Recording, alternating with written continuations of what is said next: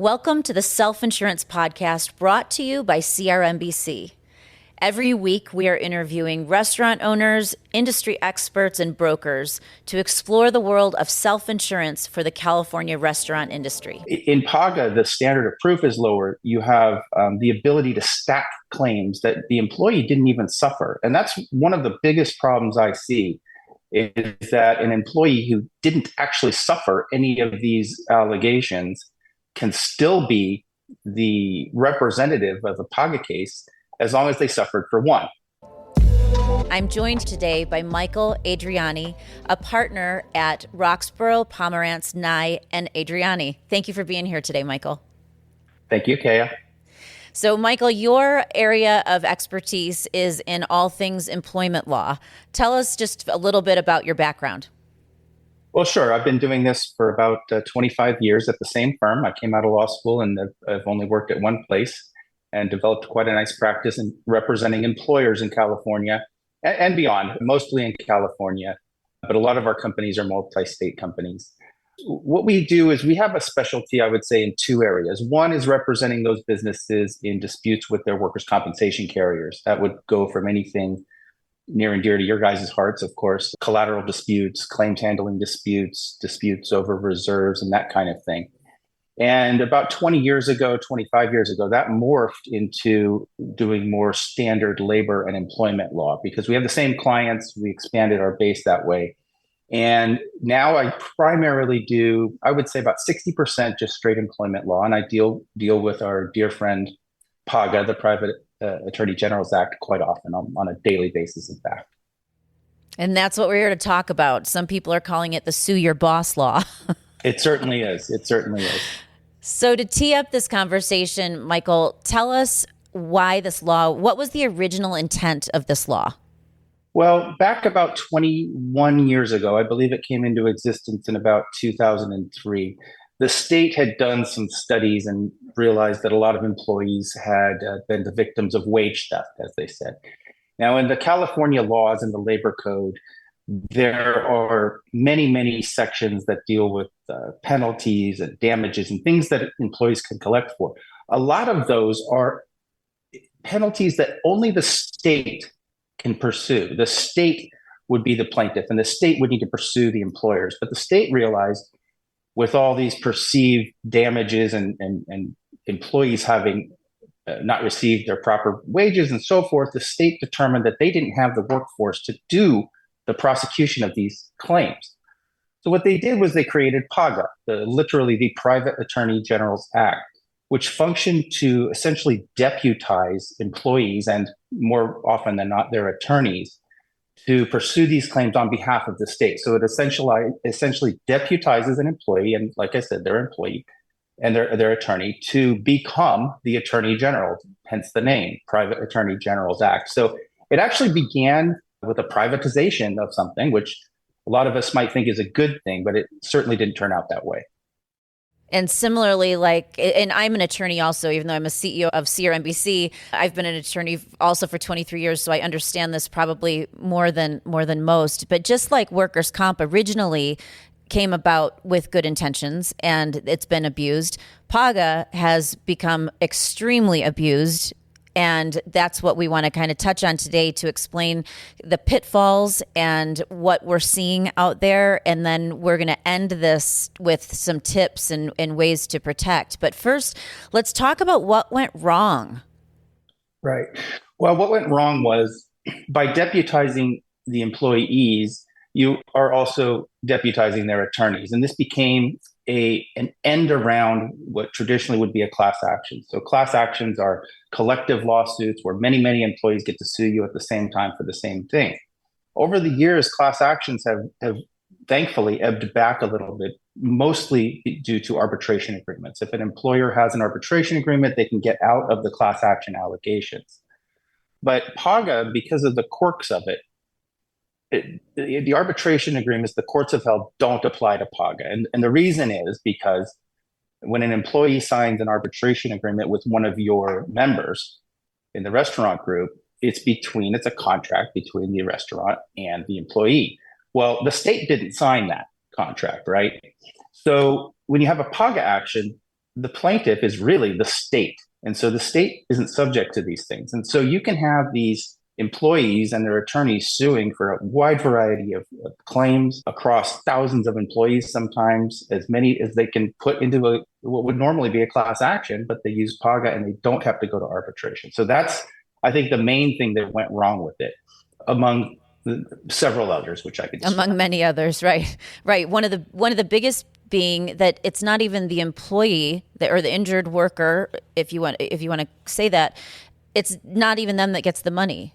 The windfall is for all the attorneys, the trial attorneys that are going after these claims.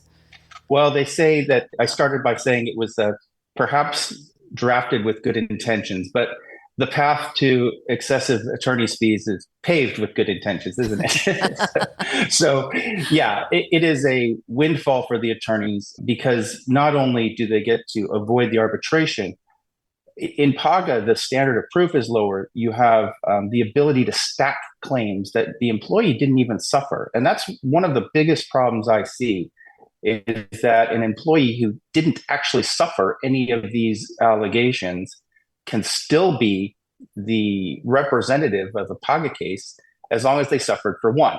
So, for example, if you have a rest break claim in PAGA, a meal break claim, an overtime claim, and a wage statement claim, those four things, an employee can be a PAGA plaintiff or a PAGA representative having only suffered one of those things, and gets to represent an entire swath of employees on all of them.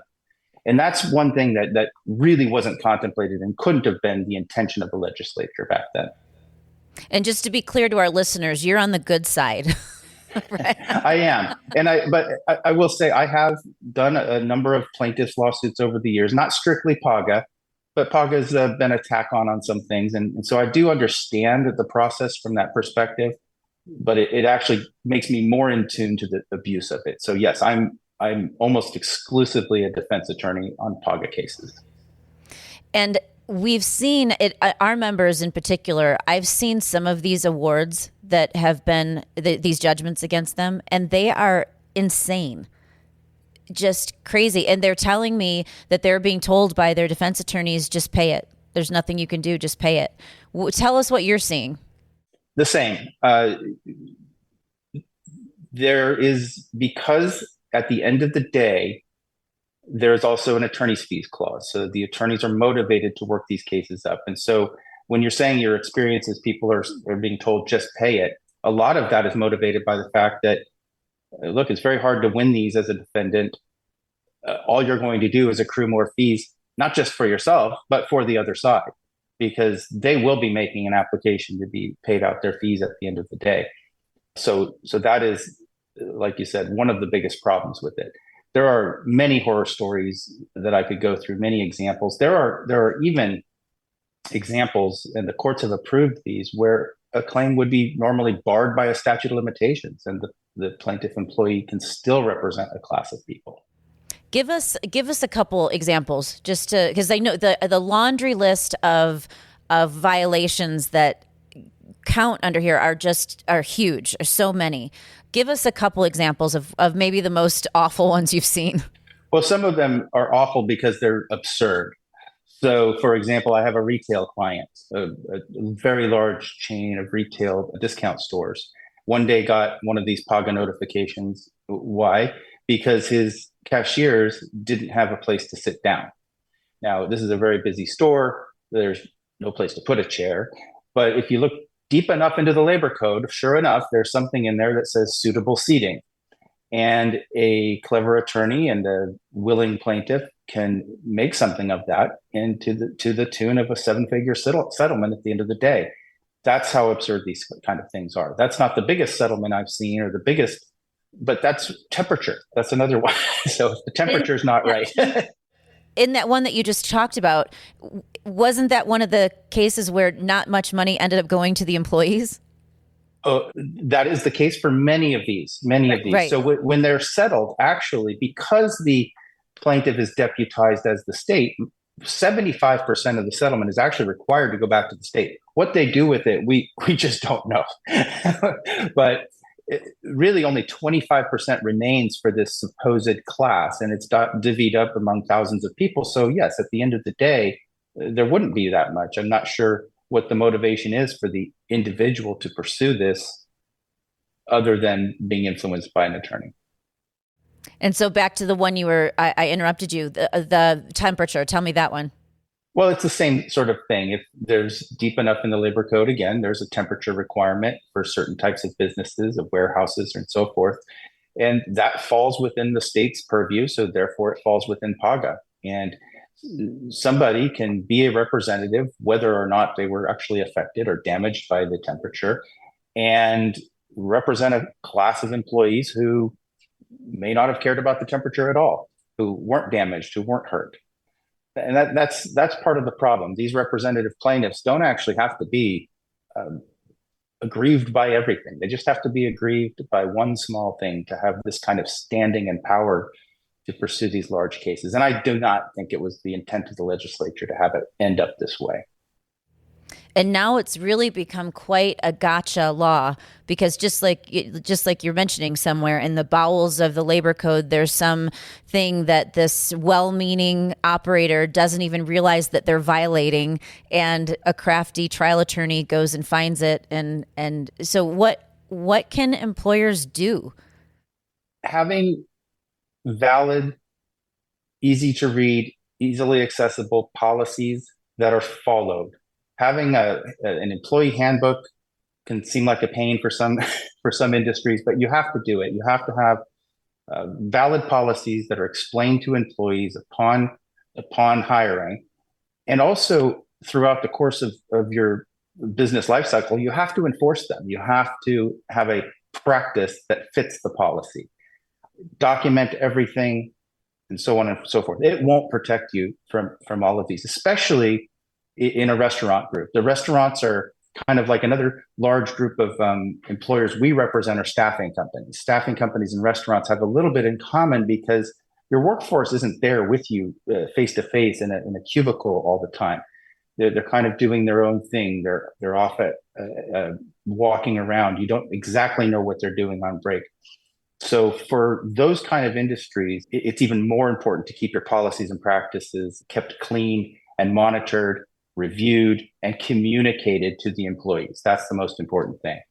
So in addition to policies and handbook, are there certain things when you have defended some of these claims that because they did this thing or had these things, it was easier for you to defend? Or let me state it another way, you wish that they did because you could have defended them if they had done these things? We have had, and I have now, claims where I will put my foot on the ground and say, no, we're not settling this. We didn't do anything wrong. And nowadays, with some recent California Supreme Court decisions, if you have an arbitration agreement, and I would encourage your group members to have them for everybody, you can enforce it and have the individual part of the claim go to arbitration. Now, if you're sure that you can prevail, you can go to arbitration, get essentially a take nothing. If you think you can win and you think that that particular employee didn't have any issues that befall him or her, or didn't actually get aggrieved by any of your policies, if you think you can go to an individual arbitration and prevail and get the arbitrator to say nothing happened, then you can, according to the California Supreme Court, come back to the PAGA case and say, there's nothing to do here. Go find somebody else.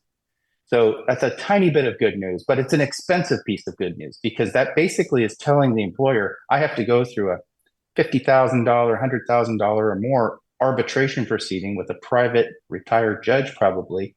It costs a fortune just to send a message, just to get out of it. That's why your group members are hearing from their counsels to settle these things. Yeah, I get it. But that's huge, though, as an action step that employers immediately can implement, make sure that everyone has signed an arbitration agreement, every new employee that comes in. For sure. And the good news for several years was that arbitration agreements would essentially do away with class actions. And that's why the PAGA bar, let's call it, has morphed PAGA into the replacement for class actions. So it doesn't necessarily get you out of a PAGA case. It's a slight bit of good news. And there's another piece of good news, too, I can tell you about.